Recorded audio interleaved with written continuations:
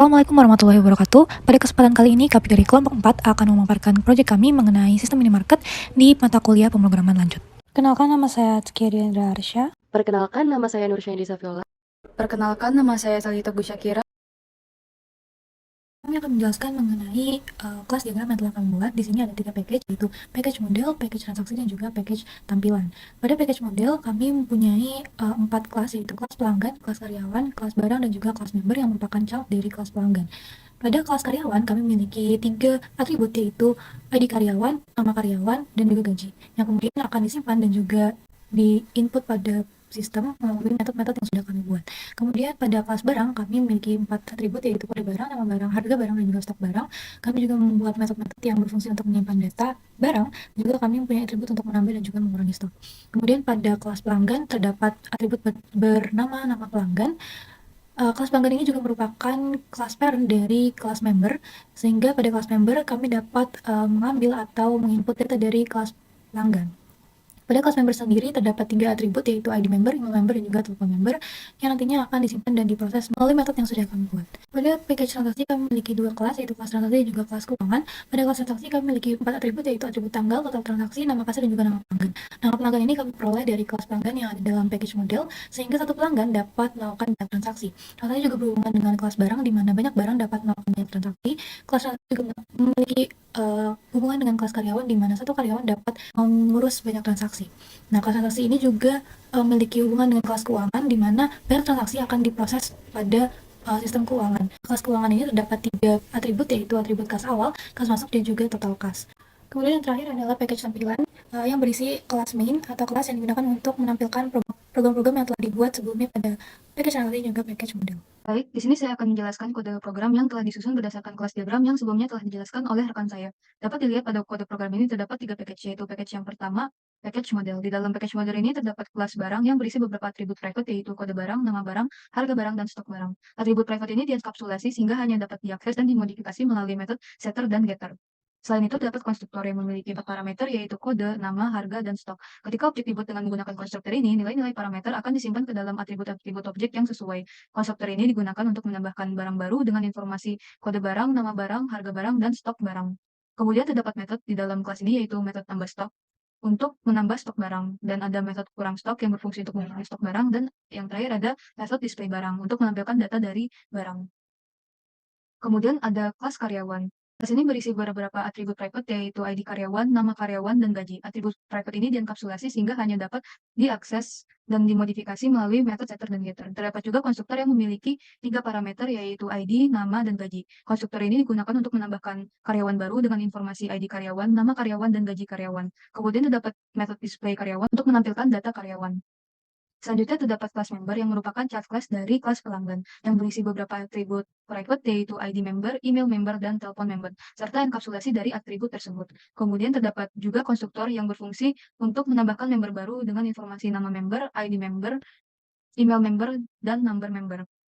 Dan di bawahnya terdapat metode display member untuk menampilkan data dari member.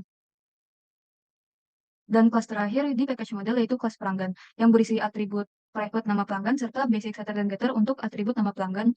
Terdapat juga metode untuk menampilkan nama pelanggan yang digunakan pada display kelas member. Selanjutnya package kedua yaitu package transaksi. Di dalamnya terdapat kelas keuangan yang berisi beberapa atribut private, yaitu kas awal, kas masuk, dan total kas. Dan di bawahnya terdapat enkapsulasi dari atribut private tersebut, yaitu metode setter dan getter. Dan terdapat juga metode hitung uang kas yang berfungsi untuk menghitung total kas. Total kas ini dihasilkan dari kas awal dan ditambah dengan uang yang masuk dari transaksi.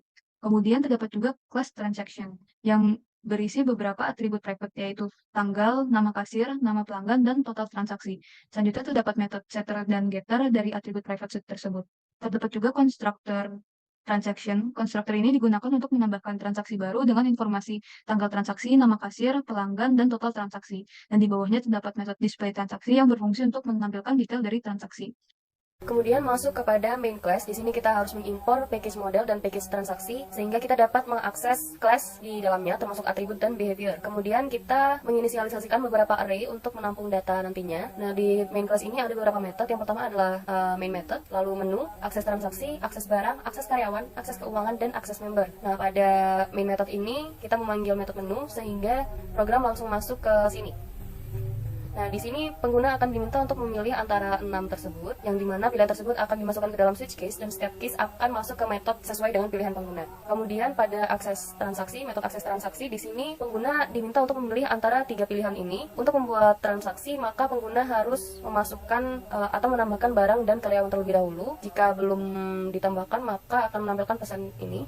Nah, kemudian jika array barang dan array karyawan tersebut sudah terisi, maka pengguna dapat memasukkan detail dari transaksi. Kemudian mencetak daftar transaksi yang pernah dilakukan. Jika array transaksi adalah 0, maka akan ditampilkan pesan tidak ada transaksi sebelumnya. Namun jika sudah terisi, maka detail transaksi yang pernah dilakukan akan ditampilkan oleh program. Kemudian masuk ke metode akses barang. Di sini pengguna dapat memilih antara 5 pilihan. Untuk menambahkan barang, maka pengguna akan diminta untuk memasukkan kode barang. Jika kode barang yang dimasukkan sama dengan kode barang yang sudah dimasukkan sebelumnya, maka pengguna harus memasukkan kode lain. Namun jika tidak sama, maka pengguna dapat memasukkan detail dari barang. Kemudian untuk menghapus barang, maka pengguna juga akan diminta untuk memasukkan kode barang. Jika kode barang ada atau terdaftar pada array barang, maka barang pada indeks tersebut detailnya akan dihapus. Namun jika tidak ada, maka akan menampilkan pesan tidak ada barang terdaftar. Kemudian untuk menambah stok, pengguna juga diminta untuk memasukkan kode dan memasukkan jumlah stok yang akan ditambah. Jika kode barang terdaftar, maka stok barang tersebut akan ditambah. Namun jika tidak ada, maka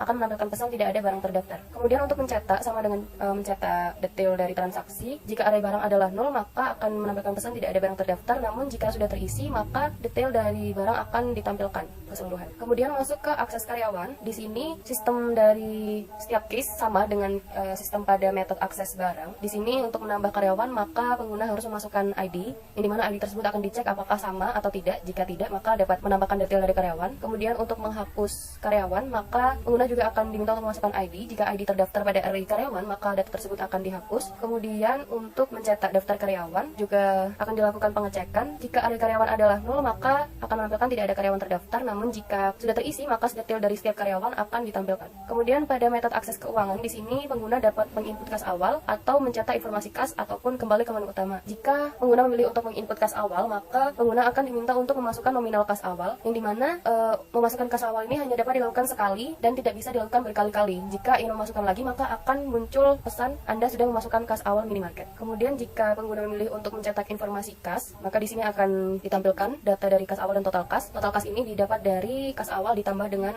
total dari transaksi yang dilakukan. Kemudian pada metode akses member, sistemnya sama persis dengan sistem pada metode akses karyawan maupun akses barang, yaitu dapat menambah, dapat menghapus maupun mencetak info member.